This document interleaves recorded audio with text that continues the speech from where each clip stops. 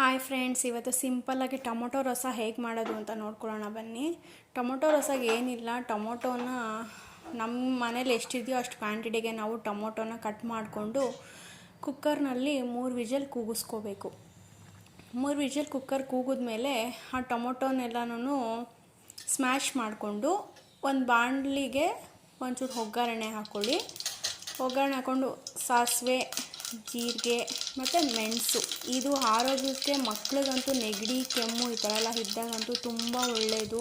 ಇದಕ್ಕೆ ಪೆಪ್ಪರು ಮತ್ತು ಬೆಳ್ಳುಳ್ಳಿ ಹಾಕೋದ್ರಿಂದ ಅದು ಕಫ ಆಗಿರ್ಬೋದು, ನೆಗಡಿ ಆಗಿರ್ಬೋದು ಬೇಗ ಹೋಗುತ್ತೆ. ದೊಡ್ಡವರಾಗಿರ್ಬೋದು ಅಥವಾ ಮಕ್ಳಿಗಾಗಿರ್ಬೋದು ನೆಗಡಿ ಕೆಮ್ಮು ಬಂದಾಗ ಈ ಥರ ಸಾಂಬಾರು ಮಾಡಿಬಿಟ್ಟು ಮಕ್ಕಳಿಗೆ ತಿನ್ನಿಸೋದ್ರಿಂದ, ಸ್ವಲ್ಪ ಹಣ್ಣನ್ನು ಮೆತ್ತಗೆ ಮಾಡಿ ತಿನ್ನಿಸ್ಬಿಟ್ರೆ ತುಂಬಾ ಬೇಗನೆ ಕೂಡ ಕ್ಯೂರ್ ಆಗಿಬಿಡುತ್ತೆ.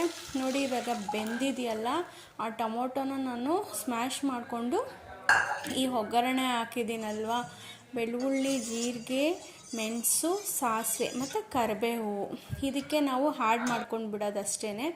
ಇದಕ್ಕೆ ಏನೂ ಇಲ್ಲ. ಖಾರಕ್ಕೆ ನಾವು ಹಸಿಮೆಣ್ಸಿನ್ಕಾಯಿ ಕೂಡ ನಾವು ಹಾಕ್ಕೋಬೋದಾಗಿತ್ತು, ಬಟ್ ಹಸಿಮೆಣ್ಸಿನ್ಕಾಯಿ ಅಸಿಡಿಟಿ ಅಲ್ವಾ, ಅದರಿಂದ ಹಸಿಮೆಣ್ಸಿನ್ಕಾಯಿ ಹಾಕ್ಕೊಂಡಿಲ್ಲ. ಮನೆಯಲ್ಲೇ ಮಾಡ್ಕೊಂಡಿರೋಂಥ ಖಾರ ಪುಡಿ ಹಾಕ್ಕೊಂಡು ಖಾರಕ್ಕೆ ನಮ್ಗೆ ಎಷ್ಟು ಬೇಕೋ ಅಷ್ಟು ಖಾರ ಮತ್ತು ಉಪ್ಪು ಎರಡನ್ನೂ ಕೂಡ ನಾವು ಹಾಕ್ಕೊಂಡು ಇದು ಚೆನ್ನಾಗಿ ಸ್ವಲ್ಪ ಕುದಿ ಬರುತ್ತೆ. ಇದನ್ನು ನೀವು ಬೇಕಾದರೆ ಒಂದು ಗ್ಲಾಸ್ನಲ್ಲಿ ಬೇಕಾದರೆ ಹಾಕ್ಕೊಂಡು ಕುಡಿಯೋದ್ರಿಂದ ಚಳಿಗಾಲದಲ್ಲಂತೂ ತುಂಬಾ ಚೆನ್ನಾಗಿರುತ್ತೆ.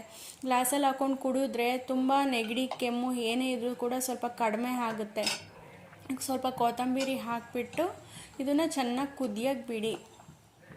ಚಳಿಗಾಲದಲ್ಲಿ ಇದನ್ನು ಮಾಡ್ಕೊಳ್ಳಿ. ನೀವು ಮನೇಲಿ ರೈಸ್ ಮಾಡಿಕೊಂಡು ಇದನ್ನು ಹಾಕ್ಕೊಂಡು ಊಟ ಮಾಡಿದ್ರೆ ಖಂಡಿತ ಕೆಮ್ಮು ನೆಗಡಿ ಅಂತೂ ಕಡಿಮೆ ಅಂತೂ ಆಗುತ್ತೆ.